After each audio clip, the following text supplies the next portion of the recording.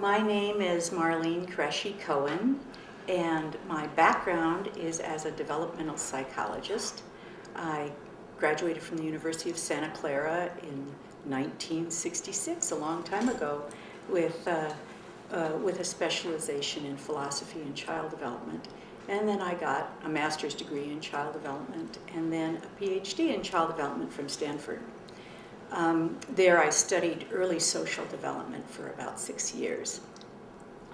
So I came to the Enneagram after beginning to work with adult students who were in their doctoral training in nursing. And a friend of mine said, you really need to come and listen to this panel of people talking about themselves. And it seemed quite exotic, even the name Enneagram. But we traveled from San Francisco to Berkeley, and it happened to be that evening a panel of 8s. And it was astounding that there was this variability and similarity in their thoughts about themselves and how they looked at the world, as if they had somehow known each other, but they didn't know each other. They were all from different walks of life. And the previous day I'd had an experience in one of the clinics with one of my colleagues who was this big, burly fellow who came up to me and said, well, so what do you think about this Erickson guy and what he's saying about psychosocial development? And I felt as if challenged and attacked and didn't really understand where this was coming from. Well, that evening I saw his pattern on the panel, which I came to understand this was his way of saying hello. This was saying, let's have a stimulating intellectual conversation.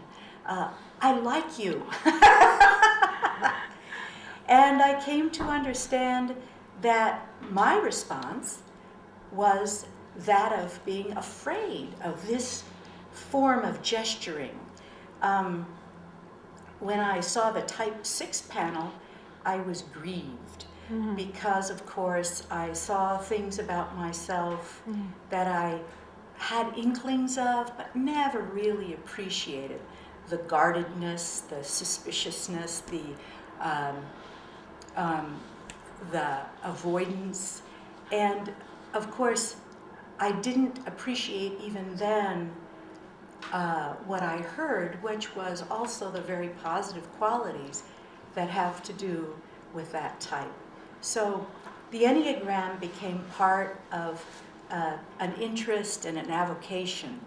I had the opportunity to incorporate that into teaching the physicians that I have been working with for 24 years now. I work in a physician training program in family practice. It's a residency that's associated with the University of California, Davis, in a hospital in Modesto, California. And so 27 residents rotate through over a 3-year period. And my job is in the directing of the behavioral sciences education. My purpose being to help them develop and enhance their self-awareness that contributes to professional ethics and professional attitude, and also that helps them understand their countertransference and normal human development, which is my background, and also to help them in the professional problem solving that has to be done in organizations, and the understanding of professional relationships. So why am I telling you all this? Because the Enneagram is an extremely important tool, I have found, in the education of professionals, as well as in my own private practice.